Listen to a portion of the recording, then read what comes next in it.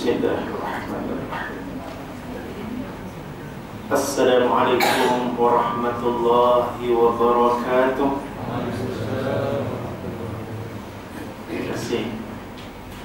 Kita mulakan majlis ilmu pada malam ini dengan hati yang tenang, penuh rasa sifat kehambaan, berada dalam suatu majlis yang disebut Rawdatan min Riyadil Jannah, taman syurga. Hati tenang, rasa bahagia. Marilah kita tambahi lagi keberkahan dengan membaca Ummul Kitab Al-Fatihah. A'udzu billahi minasyaitonir rajim. Bismillahirrahmanirrahim. Alhamdulillahi rabbil alamin. Ar-Rahmanir Rahim.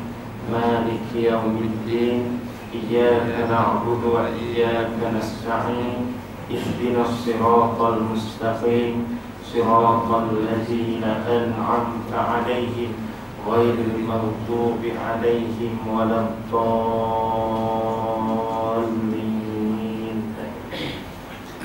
Marilah kita berdoa kepada Allah Ta'ala, mudah-mudahan Allah memberkati majlis ilmu kita.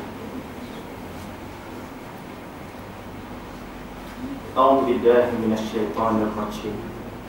Bismillahirrahmanirrahim. Allahumma aftah 'alaina hikmataka wanshur 'alaina min khazaini rahmatik ya arhamar rahimin. Ya Allah, buka hati kami pada malam ini untuk kami mengutip mutiara-mutiara ilmu-Mu ya Allah.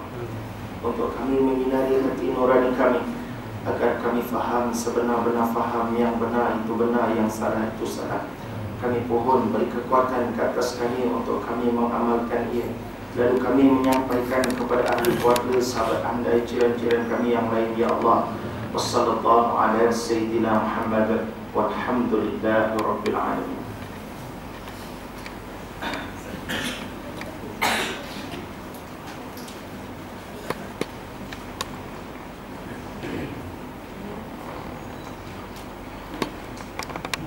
Alhamdulillahi hamdan kathiran kama amar. Segala puji bagi Allah, puji yang sebanyak-banyaknya, sebagaimana yang diperintah oleh Allah Ta'ala. Allahumma salli ala sayyidina wa habibina Mustafa Rasulullah sallallahu alaihi wasallam. Salat dan salam ke atas junjungan besar Nabi Muhammad sallallahu alaihi wasallam. Qala Allah Ta'ala, a'udzu billahi minasyaitonir rajim.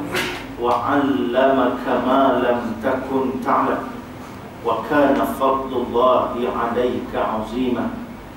Sadaqallahu 'azim. Kawan tuan sihat eh? Alhamdulillah. Ibu sihat? Ada tahfiz ya? Ada tahfiz mana ni? Sini. Siap. Ustaz udah kasihnya.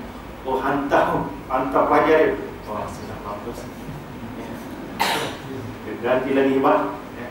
Energi Al-Quran, orang Al-Quran bersama Korea ni tuan-tuan. Kita dapat barakah. Kita dapat barakah. Mudah-mudahan pertemuan kita pada malam ini dapat kita memanfaatkan. Mungkin taklah saya bawa Ustaz Abdul Kasim tu, dia memang terkenal dengan kehebatannya.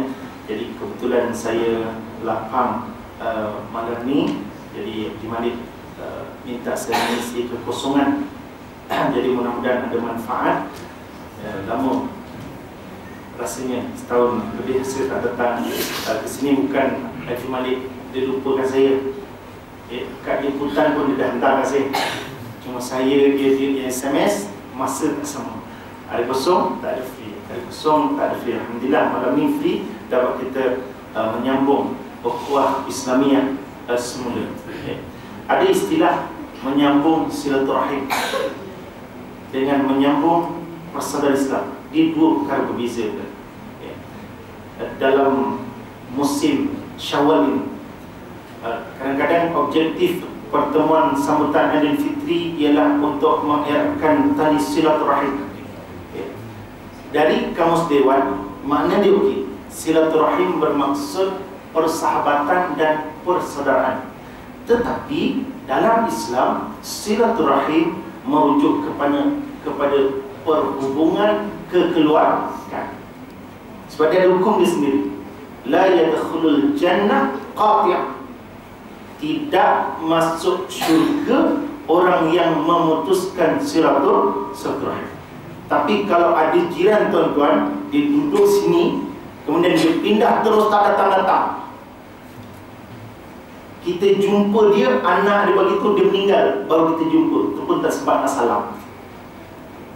Dia tidak dikategorikan sebagai memutuskan silaturahim, sebab dia tidak ada pertalian keluarga dengan kita.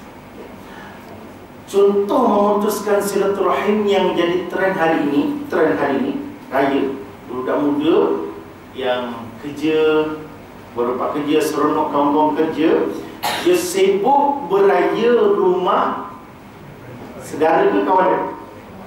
Kawan pejabat. Long, rumah Pak Ngah lagi tak sempat lagi lah ya. Open house kawan pejabat banyak sangat.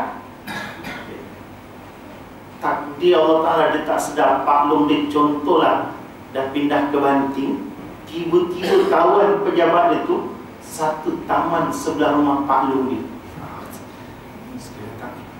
Pak Long buat apa sini? Pak Long pindah sini. Oh, tak tahu. Kalau dia baik, dia minta maaf lah. Tak apa Pak Long, nanti saya pergi rumah kawan saya, lepas tu saya singgah rumah Pak Long. Itu yang baiklah. Sedar di atas kesilapan. Ini sampai Pak Ngah dia, Pak Ngah istilah, tak singgah rumah Pak Ngah. Tak apalah Pak Ngah, banyak lagi kawan tak siap lagi. Lagipun Pak Ngah tak buat open house. Elok dilempang ni, elok dilempang. Terutamanya anak buah perempuan. Apa kaitan? Dia tak sedar bapa dia tu adik-beradik dengan Pak Ngah. Kalau bapa dia meninggal, siapa nak jadi wali? Pak Ngah dia tu lah. Jadi anak saudara seperti ini, sehingga menyebabkan pak saudara dia kecil hati, boleh dikategorikan sebagai qati' yang memutuskan silaturahim, sehingga pak saudara dia kecil hati. Besok agak nak nikah, betul bapa dia meninggal, datanglah ke rumah pak saudara dia. Nak nikah kan? Mana Pak Ngah tu? Gagal lah. Dulu sombong boleh raya tanah-tanah. Pak Ngah boleh jadi, tapi RM20,000. Lebih mahal hantaran kau betul. Hantaran kau baru RM10,000, Pak Ngah punya hantaran RM20,000, baru Pak Ngah jadi. Jadi termasuk qati' memutuskan silaturahim. Seorang yang masuk Islam, bapa yang tak Islam itu ditinggalkan. Itu juga memutus silaturahim, pertalian keluarga namanya. Jadi kalau ikut kamus dewan sama, tapi kalau ikut Islam dia beza. Sebab yang dimasukkan persaudaraan Islam ialah wadhkuru ni'matallahi 'alaikum id kuntum a'da'a fa'alafa baina qulubikum. Dalam surah Ali Imran menyebut, dan ingat ketika kamu, wadhkuru ni'matallah, ingat nikmat Allah ke atas kamu. Golongan Aus dan Khazraj, id kuntum a'da'a, ketika kamu bermusuhan bergaduh, fa'alafa baina qulubikum, dan dilembutkan hati di antara kamu, fa'asbahtum bi ni'matihi ikhwan. Jadi kamu bersaudara, bukan jadi kamu silaturahim. Manakala dalam firman Allah Ta'ala dalam surah Nisa, wattaqullaha alladzi tasaaluna bihi wal arham, bertakwa kepada Allah Ta'ala dan memohon dengan asma-asma Allah Ta'ala ini, dan jagalah wal arham, pertalian kerabat. Dan juga yang dimasukkan dengan silaturahim, dalam satu hadis menyebut, laisal wasil bil makafi walakin al wasil alladhi idza qutiyat rahimuhu waslaha. Orang yang menyambung silaturahim itu bukanlah yang menyambung hubungan yang sudah terjalin, akan tetapi orang yang menyambung silaturahim ialah orang yang menyalin kembali hubungan kerabat yang sudah terputus. Contoh, sepupu atuk dekat Jawa Tengah dicari, jumpa pula tu. Sepupu atuk tu kan jauh kan. Kalau sepupu adik-beradik atuk tu kisah ni sepupu atuk, maka dicari, pergi Indonesia dicari, jumpa, maka itu menyambung silaturahim. Ataupun kalau tuan-tuan nak lebih sikit hari ni, yang dimasukkan silaturahim, tiba-tiba katalah pergi Sabak berenang, jumpa orang ni selalu jumpa kat Kelang, selalu jumpa kat Petronas depan. Apa kaitan dia dengan saudaraku? Sembang-sembang, rupanya dia suami kepada sepupu kita. Cuma kebetulan kenduri kahwin dulu, masih sepupu kita, kan kita tak datang, maka rupanya suami kepada sepupu kita. Maknanya rapat. Jadi untuk menyalin silaturahim, katalah raya ni kita ambil nombor telefon dia, kita pun telefon. Waalaikumsalam. Si Rizal. Rizal mana? Salam. Itu kita jumpa dekat Parit Baru. Ya. Apa khabar? Sihat. Kita pun tanya, lapang tak malam ni? Lapang. Kenapa ya? Dirisau. Agak-agak risau kenapa hari ni orang? Kalau tak biasa datang, tiba-tiba datang. Pasal dia takut kita nak jual MLM. Dia nak jawab. Lepas tu kita kena serang. Malam ni saya nak datang, kita nak sambung silaturahim. Kalau kita kata, mana yang lapang tak? Ingat nak datang lah. Dia akan tanya-tanya. Lambat nak jawab. Ada apa ya? Tak saja nak datang. Dia dah mula cuak lah. Habis kita, Abang dan Niat datang nak jual MLM langsung ni. Habis kita malam ni. Disangka lain. Sedangkan itulah yang dimaksud menyambung silaturahim. Berbanding yang sedia ada. Kalau kita boleh tambah, itu disebut silaturahim. Jadi itu sebagai mukadimahnya. Saya nak bezakan, kita ni adalah persaudaraan Islam. Melainkan tuan-tuan ada saudara di taman ni, di Korea ni, maka termasuk hak dua hak dia, iaitu tiga hak dia kalau saudara. Hak sebagai jiran, hak sebagai saudara Islam, hak sebagai kaum kerabat. Tiga. Kalau saya dengan tuan-tuan duduk sini tak ada kaum kerabat, maka hak sebagai jiran dan juga hak sebagai Muslim. Manakala jiran kita yang non-Muslim itu, dia ada hak satu saja, iaitu hak jiran. Tetap ada hak dia. Kita tak boleh nak buat sesuka hati. Jadi tajuk saya kebetulan kuliah itulah minggu ni di masjid-masjid lain di Rawang. Saya guna buku Latazan dan bisa tajuk dia ilmu pengetahuan dapat membuat bahagia. Tajuk dia. Kita nak bagi semangat kuliah maghrib dah mula bila?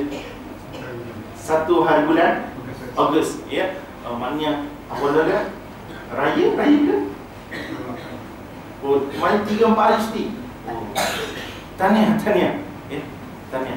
Ada yang sampai sekarang tak ada. Alasannya apa? Raya. Padahal raya lepas Isyak pun. Bukan raya lepas maghrib, lepas Isyak raya tu. Sekarang tak ada, nak pergi jauh, dekat-dekat je. Sekarang Isnin, Jumaat tu dekat-dekat. Tapi cuti. Ya. Pasal apa nanti kau dah mula kuliah, kita tak boleh cuti.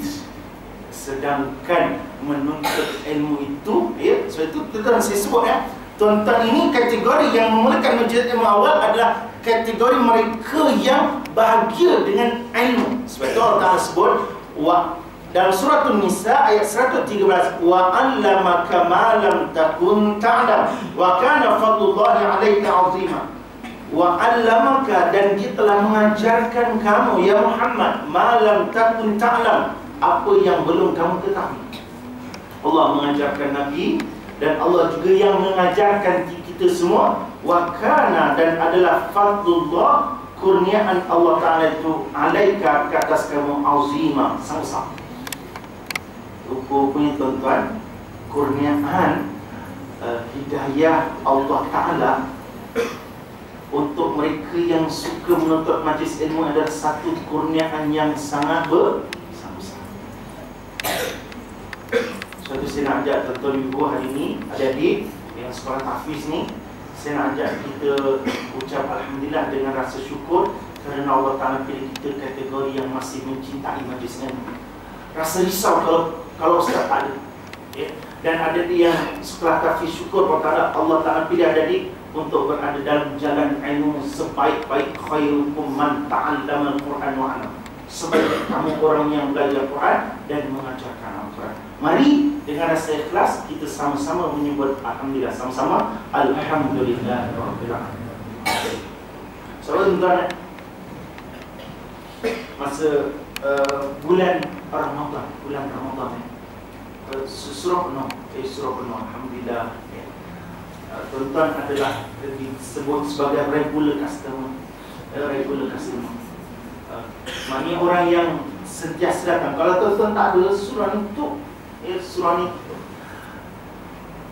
Jadi apa yang tuan-tuan rasa seronok bila bulan Ramadan? Sebab bila bulan Ramadan pukul 10:30 tuan-tuan berada dalam surau ni, tak ada masalah.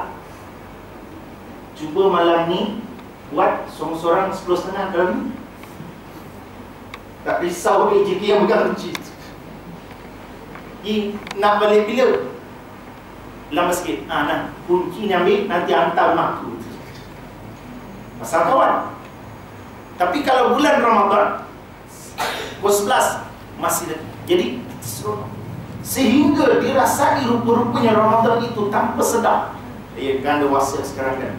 Anak kecil, budak-budak sekolah, dia sangat suka bulan Ramadan. Kenapa dia suka, tuan-tuan ibu? Sebab tiap-tiap hari mak bapak dia balik dapat makan sama-sama. Itu tak terfikir saja. Seronok Ramadan. Dia tulis dengan tulisan budak tu, seronok Ramadan. Lepas ni Ramadan dah pergi, kita sedih balik. Sebab apa? Bila bulan Ramadan, ayah dengan ibu akan balik awal dan kita makan sama-sama. Lepas ni dah tak ada lagi. Dia sedih.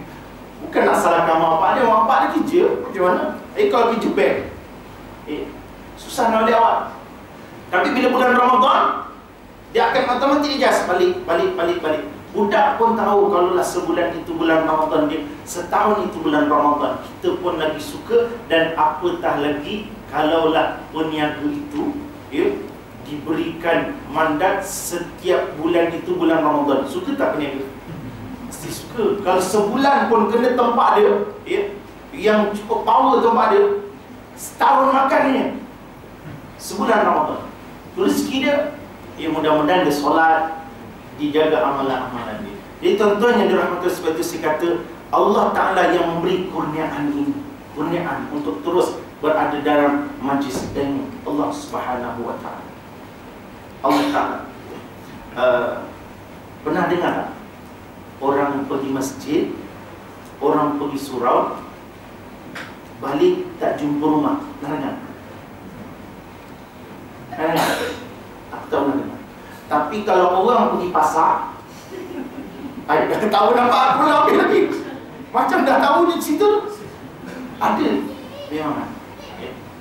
Memang ada. Suatu kenapa tuan-tuan, kurniaan orang yang diberikan kekuatan majlis ilmu ni, fadilah besar, tetapi dari segi akal dia, tuan-tuan bila duduk majlis ilmu dah bersara, paling-paling tak ada muka, dia kasih pun. Itu dah bergerak dah, otak dia dah fikir. Tak ada muka, dia kasih pun, muka Jawa dia ni. Kemudian bila majlis ilmu, ustaz menerangkan, maka otak kita sentiasa berputar, maka dia tidak menjadikan kitanya.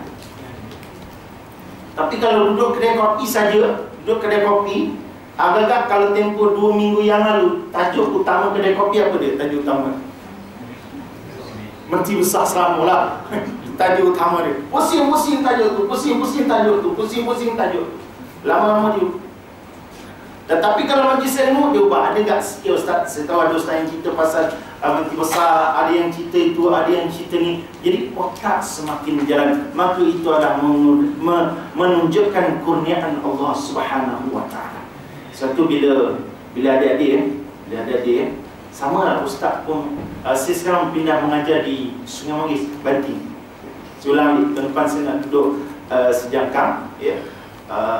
Jadi nak ceritanya, bila saya masuk kelas, ni kelas streaming, ni kelas budak yang dipilih, budak pandai, yang menunjukkan seronoknya, bahagianya. Saya masuk kelas tu 11.30, pukul 12 balik hari Jumaat. Seingat kalau pukul 12 ni terupang sekali saya nak patah balik ke Rawang sempat pukul 1 sampai bolehlah semain Jumaat di Rawang. Tiba-tiba pukul 12:05 dia orang buat tak tahu je. Masih dia dengan study group dia. Dia masih kata, wait, kau orang tak nak balik tu. Pandang saya, dia buat lagi. Dia masih kata, kalau kau nak terus lah, Ustaz nak balik Rawang ni. Okay, Ustaz, dia tak sibuk nak fikir balik. Tapi kalau saya mengajar kelas yang agak-agak ujung, saya mengajar ni, tiba-tiba kelas sebelah bunyi kerusi nak balik. Macam mana rasa? Dan pelajar kelas sebelah tu lalu sebelah bawa beg. Macam mana gaya dia? Dia dah tak bahagia. Dia nampak, Ustaz dah balik dah tu, dah balik dah. Tapi yang tadi tu, dia tak fikir. Maka macam itulah adik-adik. Ya. Kadang-kadang sampai kawan panggil, woi, makan. Nak apa ni? Tak payah gini. Nampak? Berbanding, yang tengah belajar pun main-main. Tengah belajar main-main. Jadi maka sama lah tuan-tuan. Sifat tertentu je nak. Cuba yang kalau 3 hari tak ada majlis semua, 3 hari tu turut. Mau dipecatnya Malik. Dia apa cerita ni? 3 hari betul turut. Dah ustaz tu bagi tahu last minute. Pukul 7 baru nak bagi tahu. Macam mana? Ustaz pula 3 hari tu semua memang emergency nak buat macam mana?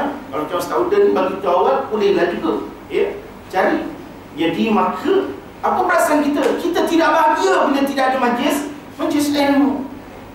Maka itulah tuan-tuan, ini adalah merupakan fadilat dan besarnya Allah Ta'ala kurniakan kepada kita. Disambung lagi Dr. Abdullah Khan ini, dia bahasa dia agak sastra. Kebodohan itu adalah tanda kematian jiwa. Itu masih guna istilah Dr. Kebodohan itu adalah tanda kematian jiwa. Orang yang tidak mahu belajar, apatah lagi menuntut ilmu yang membawa mendekatkan diri kepada Allah Ta'ala, akhirnya menjadikan jiwanya mati. Bila dah jiwa mati, terbunuhnya kehidupan. Terbunuh kehidupan itu maksudnya macam mana? Dalam keluarga, dia ada institusi, nama dia ada institusi, komponen dia bapa, mak, anak. Bapa, mak, anak. Tiba-tiba bapa balik rumah,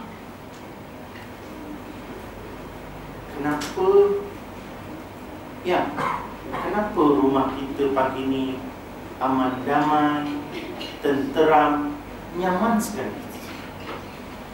Bang, anak kita kan dah hantar dekat camp 3 hari. Oh patutlah, elok juga kalau camp sebulan, lagi bagus. Itu maknanya adik. Satu adik-adik kalau balik daripada sekolah Hafiz, balik ke rumah, mula-mula hari pertama mak tu rindu sangat kan. Hari kedua mak rindu sangat. Dah lepas seminggu, contoh cuti 2 minggu, dia tanya balik, kau bila nak balik asrama? Itu maknanya apa maknanya? Maknanya kat rumah dengan PhD dia sampai tak ngulang Quran, duk sibuk, sembahyang pun jadi terlambat, maka akhirnya ada kau balik bila balik? Seminggu lagi. Mana hantar-hantar kau ni camp, mana-mana camp yang ada. Jadi kerisauan begitu tuan-tuan, bahaya dia kalau begitu bahaya. Tapi kalau ni yang lebih teruk, ialah anak balik tak datangkan bahagia, bapa pun tidak menjadikan. Akhirnya kehidupan itu seumpama terbunuhnya kehidupan, tidak ada erti. Bapa tak ada erti, mak tak ada erti, anak pun tak ada erti. Maka na'udzubillah, apa puncanya tuan? Puncanya tidak menuntut ilmu. Okey, Nelofa dia dapat hidayah. Tapi ingat, kalau ibu-ibu jumpa dia, nanti kalau saya jumpa dia, ibu kata ustaz pun gatal juga. Kalau ibu-ibu jumpa dia, pesan satu perkara, ni lupa, Allah Ta'ala tak bagi rasa tenang itu selalu. carilah majlis ilmu untuk mencari ketenangan. Sebab apa? Hanya majlis ilmu yang boleh menjadikan mereka yang sedang ini istiqamah di dalam kehidupan. Kalau dia seronok saja, ya, dapat hidayah, tapi majlis ilmu dia tak datang, ya, kita doalah semua, ya, kata yang berupa dia di guru usrah dia bersama Ustaz Zuramli, bagus, mudah-mudahan istiqamah. Bila ada majlis ilmu, maka dia akan datang kebahagiaan. Tak cemburu betul, ya. Bila dengar dekat queue, nak pakai tak nak pakai, nak pakai tak nak pakai, nak pakai tak nak pakai, tiba-tiba dia buka Quran, surah Mukminun menceritakan tentang tutuplah aurat. Kita yang hari-hari baca, ya, kalau bulan Ramadan kita baca, mula-mula baca, lepas tu kata target 1 juzuk baca mula-mula okey, masuk dah 5 muka surat, lepas tu pegang, tebalnya tak habis. Tak habis tebalnya, tapi tak dapat macam ni lafaz tu. Kalau ada masalah, ya Allah tunjukkanlah aku pasal nak selesaikan masalah tu, bismillahirrahmanirrahim. Tak ada pula gitu. Dia dapat, kita tak ada lagi. Kemudian bila dia dah 2-3 hari pakai tu, dia rasa macam nanti orang kata apa, nanti orang kata apa. Tiba-tiba dia buka, dia tak sebut surah apa, saya pun tak ingat ayat mana. Dia sebut berimanlah kepada Allah dan Rasulnya, maka jangan berbantah-bantah dan bersabar. Seolah-olah itu ayat tu dah tujukan pada dia macam nak tak nak. Terus dia istighfar. Cemburu tak kita didapat macam tu, ya? Maka kita ni apatah lagi orang yang selalu datang, selalu ke majlis ilmu, maka tidak lain dan tidak bukan Allah Ta'ala akan memberikan kebaikan-kebaikan yang banyak kepada kita. Okay. Kemudian firman Allah Ta'ala lagi menyebut, Inni a'uzuka an takuna minal jahilin. Sesungguhnya aku mengingatkan kepadamu supaya kamu tidak termasuk orang-orang yang tidak berpengetahuan. Orang yang tidak berpengetahuan. Alhamdulillah tuan-tuan, masjid surau di Selangor ini cukup makmur. Kita memang KPI innama ya'muru masajidallah man amana billah wal yawmil akhir wa aqama as-salah wa ata az-zakah wa lam yakhsha illa Allah fa'asa ulaika ay yakunu minal muhtadin. Ya, surah Taubah surahnya bermaksud sesungguhnya orang-orang yang memakmurkan rumah Allah ialah orang yang beriman kepada Allah dan hari akhirat. Ciri-ciri dia, wa aqama as-salah wa ata az-zakah, bayar zakat, wa lam yakhsha illa Allah, dan tidak takut melainkan hanya kepada Allah. Nak dapatkan perasaan takut hanya kepada Allah tu melalui apa? Majlis ilmu. Ya. Kerana Ustaz Qasim bagi semangat, mau nak pergi berjihad terus malam tu, kalau dia bagi semangat. Jadi 3 ciri: beriman kepada Allah, ya, mendirikan solat, aqamas solat, wa ata zakat, bayar zakat, dan walam yakhsha illallah, tidak takut melainkan hanya kepada Allah Subhanahu wa taala. Fa'asa ulaika ayyakunu minal muhtadin. Mudah-mudahan dia termasuk daripada mereka yang mendapat petunjuk. Tuan-tuan, ya, kadang sisi fikir kita terjumpa satu orang kan, kita lepas sembahyang sebut nama dia, kata 3 masjid Rimah kan, tiba-tiba dia tak sebut nama dia. Cik, tak balik kan? Nak balik mana? Tak ada rumah? Tak, saya baru keluar penjara. Baru keluar penjara pun. Tiba-tiba dia cakap, penjara itulah menjadi madrasah saya. Disitulah saya belajar tentang iman.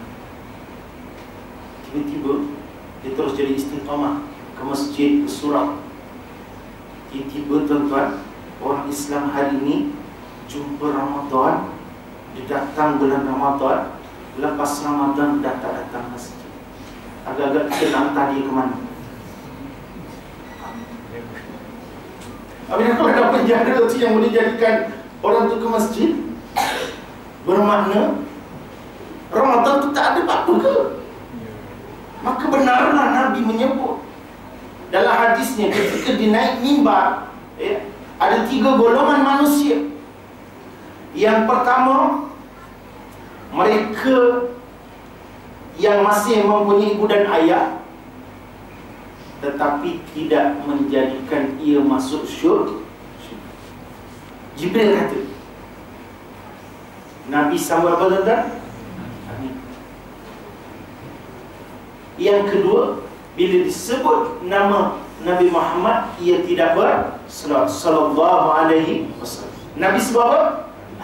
Dan yang ketiga, mereka yang bertemu Ramadan tetapi tidak diampunkan, maka ketiga-tiga golongan tadi rugi dan celaka. Nabi jawab tuan-tuan, amin. Memang benar. Kalau hanya menjadi hamba Ramadan saja, ya kita bersangka baik, mudah-mudahan dramanya itu kerana balik cepat. Tapi kalau dia waktu kerja ni dibalik lambat, mudah-mudahan dia dapat solat di tempat kerja. Kalau dia tak dapat dengan kuliah, dia dengan kuliah zuhur di tempat kerja dia. Banyak sekarang pejabat-pejabat buat majlis ilmu, majlis kuliah tak pagi tengah hari. Maka semuanya itulah bertujuan untuk menjadikan manusia itu takut kepada Allah Subhanahu wa ta'ala. Okey, sekiranya anda ingin kebahagiaan, maka tuntutlah ilmu, carilah ilmu pengetahuan dan raihlah pelbagai manfaat. Nescaya hilanglah segala kesedihan, kepedihan dan kecemasan. Orang yang ada ilmu tuan-tuan, orang yang ada ilmu, Allah Ta'ala akan pelihara. Sebab itu doa dia selalu ketika menuntut ilmu. Tuan-tuan kena niat dia, bukannya datang ke masjid ibu-ibu ni mengisi masa kosong, tak.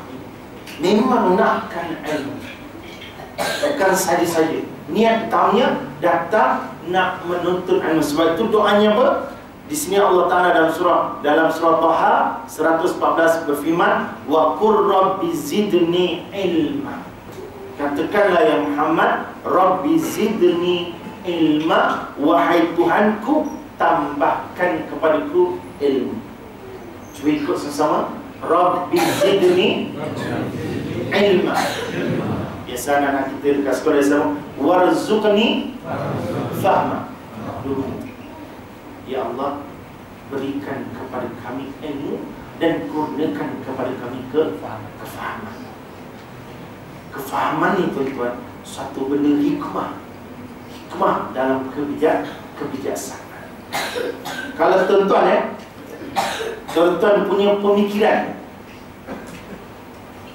hikmah Allah Ta'ala bagi. Kalau tuan-tuan punya pemikiran, selepas 17 Ogos sebagaimana diputuskan, maka tuan-tuan mempunyai hikmah dalam menentukan berasaskan kepada ilmu. Apa ilmu dia? Ilmunya ialah mana-mana pertubuhan, mana-mana bank, mana-mana kehidupan, ya, sekarang dekat hospital pun dah ada, dipanggil pegawai al-ihwal Islam, ya. Mesti ada penasihat syariah bank. Ingat lagi dulu Dr. Zarudin, bila dia jadi penasihat syariah RHB Bank, tiba-tiba masuk RHB, ada satu notis itu, jam 1 hingga 2 petang, orang lelaki tidak dibenarkan berurusan. Cuba teka, hari apa? Berilmu lah tu. Berilmu. Maknanya dia tulis, ada tulis RHB Bank, penasihat syariah punya tolong kerja. Dia tulis, dia arahkan tulis supaya lelaki tidak sebelum tak. Maka dalam mana-mana kehidupan tuan-tuan, yang Allah Ta'ala kata tadi, warzuqni tadi, fahman tadi, warzuqni fahman, ialah mesti dalam memahami situasi di Malaysia ini, politiknya, tuan-tuan mesti kena faham maqasid syariah, ya, satu. Yang kedua, takhallus siasi. Maqasid syariah itu tujuan pensyariatan ni, apa tujuannya, ya. Yang kelima perkara tu kan, muhafazatul din, muhafazatul nafs, muhafazatul akal, muhafazatul mal, muhafazatul nasab. 5 tu, memelihara agama, memelihara diri, memelihara akal, memelihara nasab, memelihara kelima. Dan tahallus jadi persefahaman politik untuk menaikkan Islam. Alhamdulillah. Suatu sebut dengan persefahaman politik ni, surah Tuhan memang dari dulu sampai sekarang macam ni lah. Nak cerita masjid, nak cerita masjid negeri, betapa makmur. Baru yang meninggal tu arwah Ustaz Mustafa tu kan, sahabat saya. Sama-sama belajar di masjid negeri dulu, tahfiz, kemudian ambil pesa di Darul Quran, kemudian kami pergi ke Mesir, satu bilik dengan dia, satu rumah dengan dia. Dan umur dia 40 tahun. Dan saya percaya tidak ada pengganti untuk. Kenapa tuan-tuan? Adik-adik, hafaz Quran macam Ustaz, tapi tak qari. Siapa yang qari, tanyalah. Siapa yang qari tadi, tahun depan masuk 10 juzuk dan apa? Tarannum. Ustaz jadi hakim tafsir dengan kalau boleh bertarannum. Jadi arwah ni tuan-tuan, only one Selangor. Ada satu lagi, tapi tak nak jadi. Ustaz Nizamuddin Ahmad tak nak. Dia pun tarannum dan juga hafaz Quran. Dah tarannum, hafaz. Ada orang tarannum dia tak hafaz. Ada orang hafaz macam saya tapi tak pandai tarannum. Tak pandai tarannum. Sebab tu bila saya kata pada orang, bila kami dah balik Malaysia, arwah imam masjid negeri, saya imam di masjid daerah Gombak je. Kenapa bukan saya yang jadi imam masjid negeri? Tentu hati tuan-tuan kata, suara Ustaz tak sedap macam dia kan. Saya imam memang saya tahu. Pasal tu susah nak macam dia. Dan umur 40 tahun tuan-tuan, Allah Ta'ala ambil nyawa. Imam besar, sangat sibuk. Tetapi Allah Ta'ala muliakan dia, meninggal dalam keadaan dia menemankan ibunya ke hospital untuk buat medical check up. Dia pun rasa tak sedap badan, dia pun cek sekali, mak dia lepas, dia tak lepas. 3 hari, daripada Isnin sampai Rabu di hospital Selayang, Rabu sampai Jumaat di IGN, Jumaat buat operation, dan kemudian hari Isnin meninggal. Dikuburkan pula di sebelah kubur bapa dia yang merupakan qari di Batang Kali. Qari Batang Kali. Jadi ini kemuliaan Allah Ta'ala beri. Walaupun imam besar ni memang sibuk situ, pasal bapa mertua saya adalah imam besar, Ustaz Muhyiddin. Memang tak pernah sembahyang raya dengan mak dia, mesti sembahyang raya di masjid negeri bersama sultan. Wajib. Imam besar pertama belum meninggal, imam besar kelima dah pergi meninggal. Maknanya umur bukan menjadi jaminan untuk siapa pergi dah. Sebab itu majlis ilmu inilah yang menjadikan antara punca-punca untuk kita meninggal dalam keadaan meninggal yang baik. Meninggal nak pergi masjid, nak tuntut ilmu, nak pergi surau. Meninggal dalam keadaan berwuduk, bersiap nak pergi ke surau. Meninggal dalam keadaan balik dari surau. Meninggal dalam keadaan sembahyang. Meninggal semua perjalanan. Kalau 5 hari kita ulang di masjid, dan maghrib ke isyak tu kita pergi, katalah dalam 5 waktu itu salah satunya mesti kita meninggal di antara kedua. Kalau antara zuhur ke asar kita balik masjid, nak pergi ke masjid, maghrib nak pergi masjid, balik masjid dan sembahyang, maka itulah antara kematian yang baik. Maka kita harapkan begitu. Jadi maka hikmah yang saya sebutkan tadi ialah hikmah memahami situasi berdasarkan maqasid syariah. So itu saya kuliah kebetulan fiqh daulah di Masjid Faizin Kepong. Saya gunakan fiqh daulah Datuk Yusof Qadawi itu disebut, insya-Allah target utamanya ialah untuk pergi ke Putrajaya. Dia punya tahalus siasnya. Kenapa tuan-tuan? Di Selangor alhamdulillah, dia dalam politik dia ada menang, ada kalah. Dia menang kalah. Bila satu pihak telah ini politik matang namanya. Bila satu pihak telah tertewas, maka dia akan jadi baik. Contohnya baru ni, kami ikhlas tak tuntut apa. Dan perkara ini tak akan berlaku kalau sebelum 2008.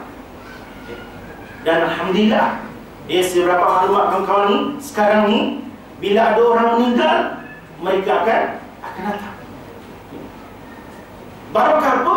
Barakah mereka sama-sama Islam dengan kita, sama-sama Islam. Jadi maka begitulah juga target yang besar tuan-tuan, hanya bukan setakat air saja, tetapi saya ulang lagi. Cuba yang tuan, saya ulang lagi. Rawang Banting agak-agak berapa tol? Tol Lata Zak RM2. Masuk Gatri Singimpak. Keluar Stadium Shah Alam, ya. Terus Saujana Putra RM2 lebih. Kalau yang masuk SKVI kat kampung tu mana betul, tembus Jenjarong sana. Baru saya pergi ke Sungai Mangis, pergi balik lebih kurang RM24 tol saja. Minyaknya RM30 lebih. Cuba bayangkan kalau sebulan, ya. Siulang balik. Pasal tu kalau katalah, kalau tidak dihapuskan pun, kalau dikurangkan pun, ya, kalau sebulan saya RM1,000 lebih, kalau dia kurang RM600, RM400 tu saya boleh bagi mak saya. Cita-cita ya, dah dapat belum tentu dibagi. Itu kan cita-cita, niat yang baik kan Bu, niat yang baik mudah-mudahan. Jadi maka target yang besar itu. Jadi berdasarkan talusiasi itu, saya berpandangan dalam kuliah saya, maka insya-Allah tidak akan berlaku perpecahan, kerana yang besarnya adalah di sana. Dan saya bahaskan juga tentang dalam fiqh daulah itu menyebut tentang pemimpin lelaki ke perempuan. Sebab itu kalau ikut Islam, memang ada hadis menyebut tentang tidak akan berjaya satu kaum yang mana pemimpinnya adalah perempuan. Tapi hadis itu hasabul wurud dia dalam fiqh daulah. Datuk Sukadi menyebut kuncinya ialah ratu-ratu daripada Parsi, dia jadi puteri dia, memang dia memimpin, dia jadi raja. Yang rajanya sangat berkuasa. Contoh, dia minat dekat suami orang tu, dia main gampah je. Dia kata dia tak suka orang tu, dia boleh bunuh. Maka Nabi sebut tidak akan berjaya. Tetapi apabila dibahaskan ulama-ulama yang nyatanya 4 Khalifah Rashidin dan kepimpinan besar, contoh zaman Abbasiyah, Osmaniyah, Abbasiyah, Umayyah dan sebagainya, maka haram perempuan. Tetapi kalau gubernur dan kecil, maka harus hukumnya. Ada dari pandangan. Sebab itu tidak lari dari pandangan Islam. Siapa punya kerja ni? Inilah penasihat syariah. Kalau dalam pertubuhan disebut Majlis Syura Ulama. Contoh tersebut, mana-mana pertubuhan yang ada Majlis Syuranya, mereka akan menggunakan Al-Quran, hadis, ijma' ulama. Kalau tak boleh, dia akan ambil yang kecil-kecil sebagai selagi tidak lari daripada Islam. Maka apabila situasi ini berlaku, maka tidak perlu cemas, tidak ada kesedihan, tidak ada masalah yang lain. Maka Tuhanku, maka berikanlah kepada aku ilmu. Kemudian Allah berfirman lagi, Iqra bismi rabbikal ladzi khalaq, bacalah dengan nama Rabbmu yang menciptakan.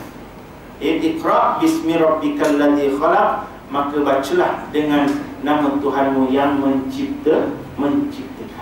Cuma saya sebut tadi tuan-tuan, dikira afdalnya lah lelaki ke perempuan. Lelaki afdalnya.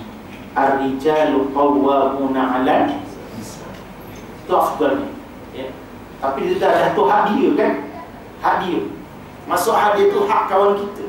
Contoh tuan-tuan, surau ni ada satu surau di sebelah sana, ya, satu surau di sebelah sana. Kita ada persefahaman politik bersama surau sana, ya. Apa saja yang berlaku di surau dia itu hak dia. Kerana kita ada matlamat besar, jangan putuskan hubungan dengan surau sana. Apa matlamat kita, Ustaz? Kita nak rampas AJK Masjid Rahmat. Ini contoh, ya. Jadi ini contoh. Sana tak boleh rampas lah. Sana dah macam masjid saya, ya, iaitu sama lah Ustaz Nasaruddin, ya. Nazir dia, saya pun nazir di Masjid Daerah Gombak. Dah pergi nazir tanah sini, kami nak pengurus. Saya pun keluarlah dari Masjid Amanah. Ustaz Nasruddin pun dah tak jadi. Sekarang pengurus jawatannya di situ. Dia tak boleh nak usik. Cuma saya nak sebut apa yang berlaku di seluruh sana, itu urusan. Ya, kerana persefahaman kita ada yang besar di sana. Kemudian akhir sekali tuan-tuan yang dirahmati Allah Subhanahu wa taala, hadis Nabi, "May yuridillahu bihi khaira yufaqihu fid din." Siapa saja yang dikehendaki Allah menjadi baik, nescaya akan difaham tentang agama. Allah akan memberi kefahaman kepadanya tentang agama. Bukan semestinya Ustaz, tuan-tuan ibu, bukan semestinya. Cukup tuan-tuan yang datang setahu tuan-tuan ibu ni, kalaulah surau ni ada MOU dengan Universiti Islam Antarabangsa, kredit awal, tuan-tuan dah berapa kredit awal dah? Dah sampai PhD dah. Cuma satu Ustaz, kita orang tak periksa Ustaz. Itu dia. Kalau ada periksa dah boleh dapat PhD dah. Dah boleh dapat PhD. Jadi maka nak tahu baik ke tidak seorang itu, Allah Ta'ala akan berikan kefahaman agama. Apa maksudnya? Kalau dia berubah, dia akan bawa isteri dia sekali berubah dan juga anak-anak. Bawa kebalikan. Allah akan beri kefahaman agama. Dan insyaAllah hari ini tuan-tuan, di samping adik-adik ni calon-calon mufti. Calon-calon mufti. Kalau kerajaan Negeri Selangor dah wujudkan Maktafiz integrasi sains. Mereka ni sebab syarat untuk masuk Brigade Al-Qassam, apa syarat dia? Mesti cemerlang akademik. Maksudnya IQ dia tinggi, dan membaca Al-Quran tiap-tiap hari satu juzuk. Dan saya percaya kalau menteri besarnya sekarang yang merupakan macam Dr. Mursi, tak akan kena tukar. Kita akan pertahan. Kalau yang menteri besar sekarang macam Dr. Mursi, doktor, dan kemudian dia Hafizul Quran. Dan rupa-rupa yang tuan-tuan, insyaAllah tak mustahil 10 tahun akan datang, anak-anak kita ni yang bakal jadi mufti, jadi pemimpin juga boleh. Kalau ada di hafaz Quran kemudian belajar tentang kepimpinan dan sebagainya, tak mustahil boleh. Tapi ada kawan-kawan kita yang ambil medik hafaz Quran, ambil engineering hafaz Quran. Di MITI tuan-tuan kita ada generasi pertama, dah bertebaran dah. Sebagai tahu pada pelajar yang macam saya mengajar di SABK Syamuddin, saya mengajar di Sungai Manggis, di Samarawang. Kamu nak tahu, kamu sekarang tingkatan 5. Kamu macam action sangatlah duduk kelas pandai sains kan. Dapat berapa A?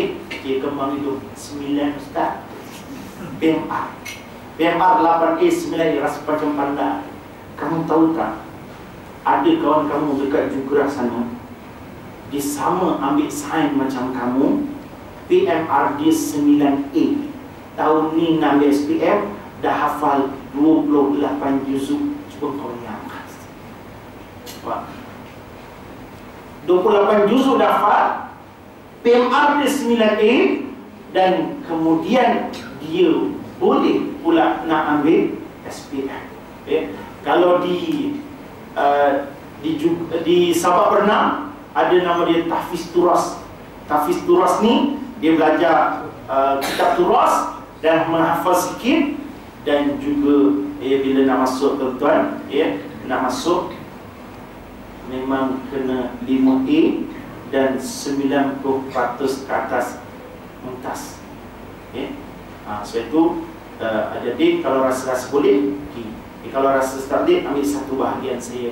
Macam anak saya rasa kau ni boleh satu bidang dah, masuk tahfiz je, masuk tahfiz terus. Kalau boleh dua-dua, anak tuan-tuan boleh dua-dua, bagi dia peluang. Dia bawa sekali hari.